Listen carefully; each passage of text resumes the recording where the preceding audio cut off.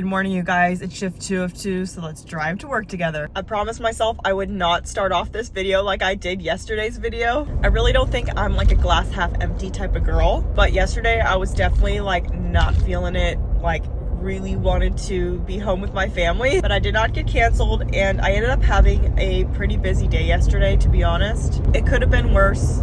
It could have been better. Now I'm heading to work for a second shift. Again, I did not get canceled, and I looked up and it looks like I'm in a different ICU today, so I'm confused. I'm not gonna lie, I'm getting a little frustrated. I know we've had low census, and so nurses have had to be flexible and float more or get canceled. But I think what's hard for me is I do charge a lot, and so when I'm going in expecting to do charge and then they don't have enough patients for a charge, I'm basically like the float pool. And so I'm hoping they put me as like a 1-to-1 today or charge in the other ICU, because also I'm gonna be like, why didn't I get my other patients back? I'm not one to like throw hands or like make ripple waves. I do genuinely try to show up to work and be positive and just like do my job, but I've barely been in my home unit and I am a core staff member, so it has been just a little bit frustrating, but it's all good.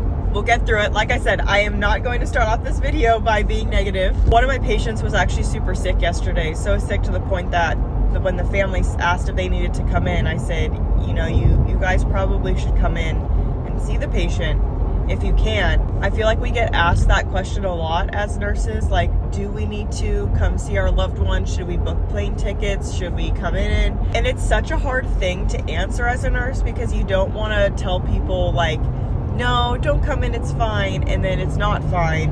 And then you also don't want to tell people, yeah, you need to come in right now, and then like the patient just is like totally fine. I mean, like, I guess that's the best case scenario, right? But that literally happened to me yesterday. I feel like I'm normally a pretty good judge for like how sick somebody truly is. And I encouraged the family to come in if they could, because I was concerned about the patient and how well that they would do over the next 24 hours. But sure as shit, that patient whipped right around towards the end of my shift and was like surprising everybody, which I feel like just doesn't happen that often, so it was kind of cool to see. You'll have to let me know what your go-to phrase is whenever families ask you, like, do you think this patient's gonna live?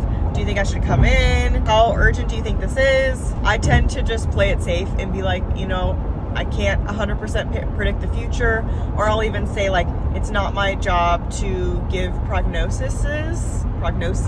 Why do I do this with words sometimes? I don't know. But what I can tell you is that the patient is very, very sick, and I'm concerned with how they're going to do over the next couple hours, 24 hours, whatever the time frame may be. All right, I'm at work. I'm gonna go treat myself with a breakfast burrito before I go and figure out what I'm doing for the day. And I hope you guys have a good one, and I'll see you in my next video. Bye.